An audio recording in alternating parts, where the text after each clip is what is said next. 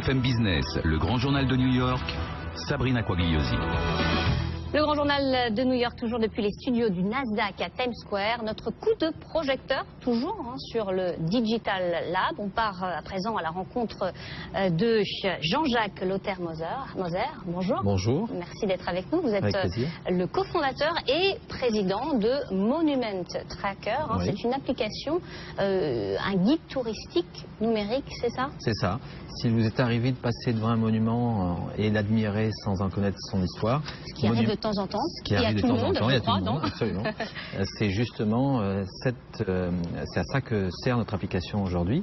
C'est une application qui vous géolocalise en continu et qui, lors de votre promenade libre, va faire monter en notification une information sur les sites remarquables, les monuments autour de vous, et va vous révéler l'histoire de ces monuments.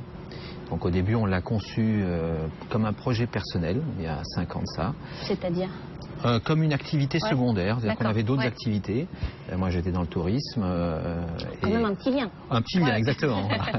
Et en fait, les villes sont venues petit à petit nous voir et nous ont dit on aimerait avoir cette application pour notre territoire.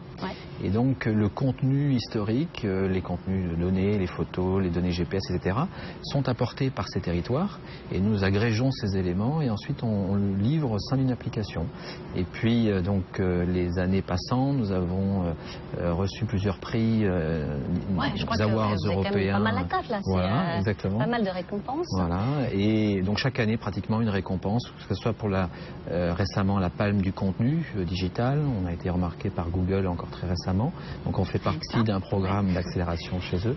Et aujourd'hui, si vous voulez, l'application fait beaucoup plus que de vous donner simplement les informations autour de vous, puisqu'on a gamifié l'application, que vous progressez en avançant dans l'application et vous évoluez d'un statut de débutant, si j'ose dire, à un statut d'expert et voire de New-Yorkers quand vous êtes au bout du bout.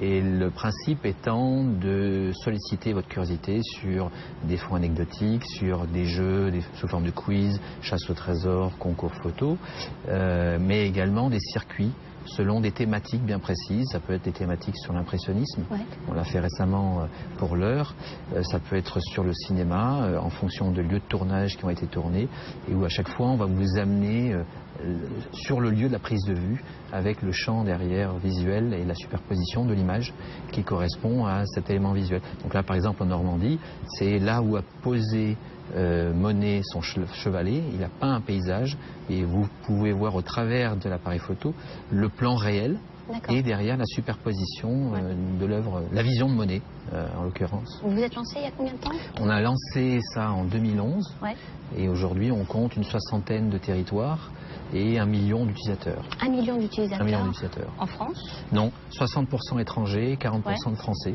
Donc au début c'était effectivement là aussi une surprise pour nous, une application plutôt prévue à l'intention des touristes et qui est largement assumée par le local, qui se rend compte que finalement quand on se promène dans une ville ou quand on vit dans une ville, eh bien on passe à côté de plein de choses sans savoir même l'histoire de ces éléments qui gravitent autour de nous.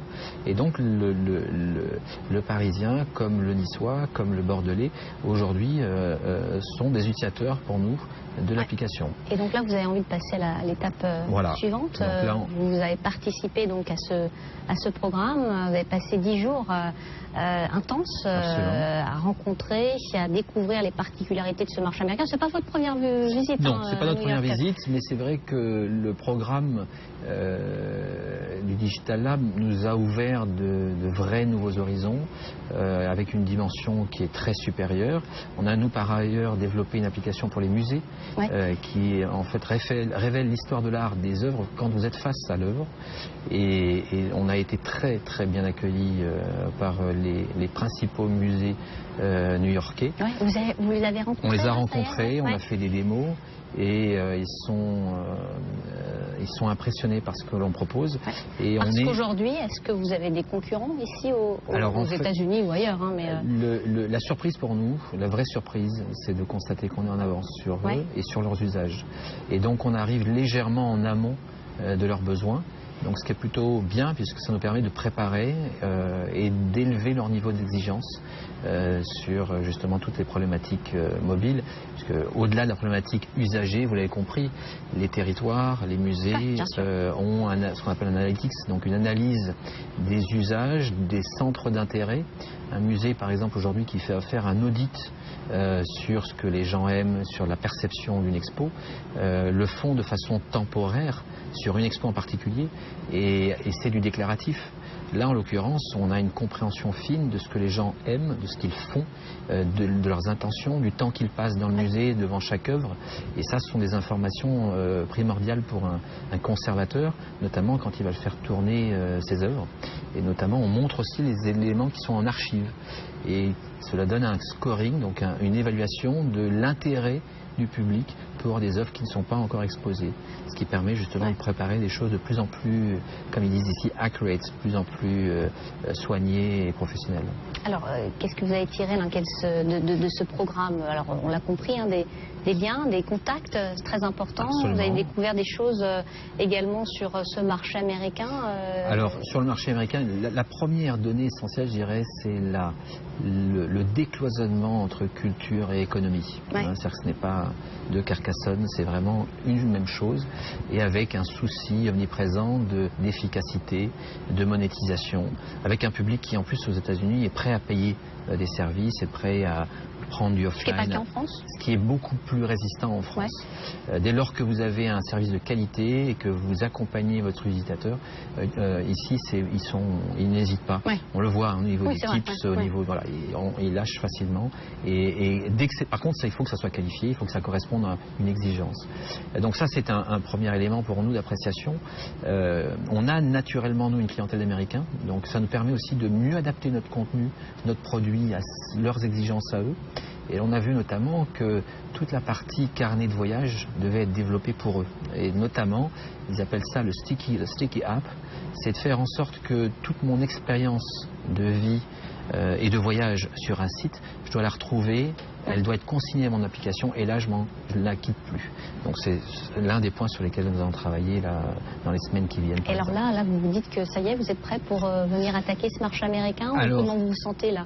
Visiblement, on est prêt puisque on a des touches avec des gros distributeurs qui ont montré un intérêt évident. Ces distributeurs, c'est des distributeurs dans le monde du tourisme et ça va nous permettre d'acquérir des grosses volumétries d'utilisateurs. Donc eux conçoivent et perçoivent nos produits comme très avantageux pour leur clientèle. Il y a un modèle économique derrière, bien évidemment, rien n'est gratuit.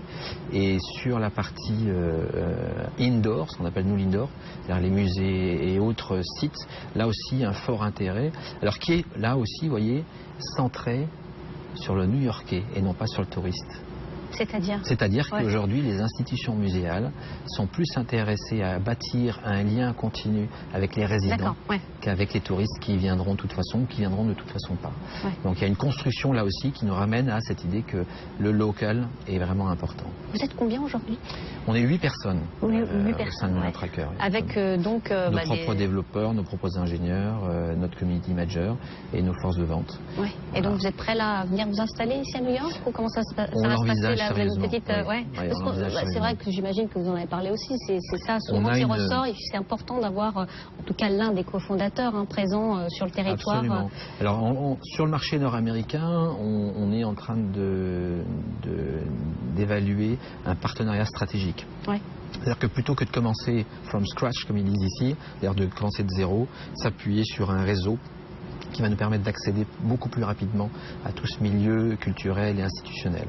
Et on a trouvé un partenaire qui serait notre partenaire local ici. Tous les indicateurs sont au vert là. Tous les indicateurs sont au vert. Maintenant, il faut que l'on ait un premier engagement et effectivement, si cet engagement tel qu'on l'envisage aujourd'hui se fait, ce sera pour nous aussi une belle marque de fabrique. Bon, le modèle économique, c'est une application qui est payante aujourd'hui? Alors, le modèle économique, c'est du B2B2C. Ouais. Donc l'application est un freemium, donc une application gratuite au départ, avec ce qu'on appelle de l'in-app purchase, c'est-à-dire des fonctions payantes à l'intérieur de l'application.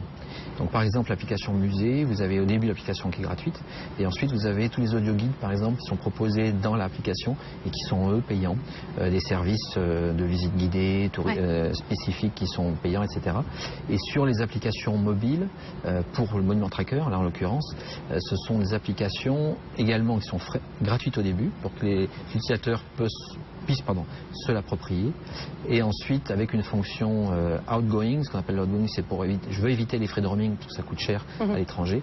Je vais donc télécharger une version offline avec les cartes embarquées, avec tous les contenus embarqués dans mon téléphone, et laquelle va réagir comme si j'étais connecté avec ma donnée GPS. Et là j'ai un coût zéro pour l'utilisateur, et effectivement là on monétise ce service-là pour les. Vous êtes rentable aujourd'hui?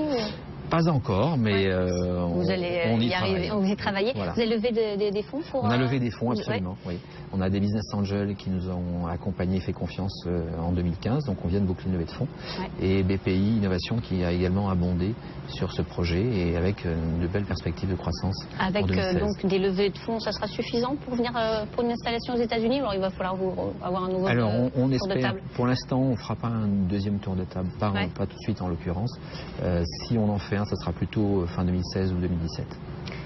Et donc le marché américain 2016? Oui. Le marché américain, vous êtes certain 2016, là? D'accord. Eh ben, écoutez, on est ravis. J'espère que vous viendrez nous voir pour nous donner des nouvelles. Merci beaucoup d'être passé par les studios du Grand Journal de New York. On se retrouve dans quelques instants pour rencontrer une autre start-up qui est venue participer au Digital Lab. Restez avec nous sur BFM Business.